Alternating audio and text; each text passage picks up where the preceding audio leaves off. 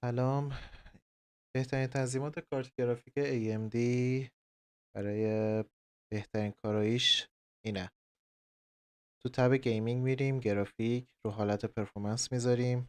اگه به این حالت بود این از بیزیک میاریم روی ادوانس، بعد گزینه پرفورمنس رو میزنید، بعد به همین ترتیب خاموش، روشن و بقیه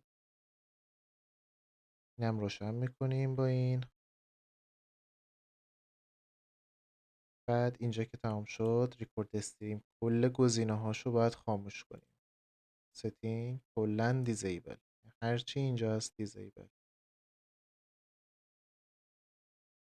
تب پرفورمنس هم که میریم به همین گزینه احتیاج داریم که فقط اینو روشن میکنیم و داخل جی پی هم که اینا رو روشن میکنیم.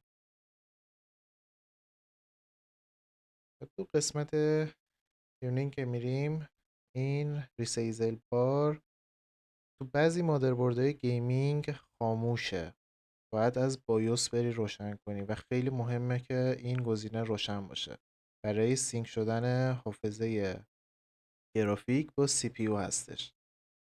تو بعضی مادربردها اتوماتیک روشنه، بعضی هم خاموشه، بیشتر تو گیمینگ خاموشه و باید این رو بایوس روشنش کنید تا بهترین FPS رو تو بازی ها بگیرید.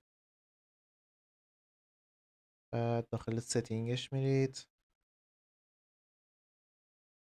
گزینه آدیو و ویدیو اینو بذارید رو اسپورت که برای سریعتر نشون دادن تصویر.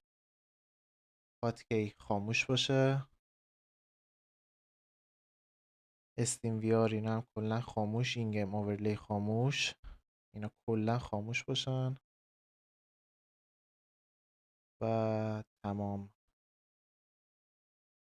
یه تنظیماتی هم داره برای دیسپلی که میتونید اگه از رنگ ویندوزتون خوشت نیومد این رو گزینه روشن میکنید و اینو میذارید بولدن 160 175 یه چیز شخصیه.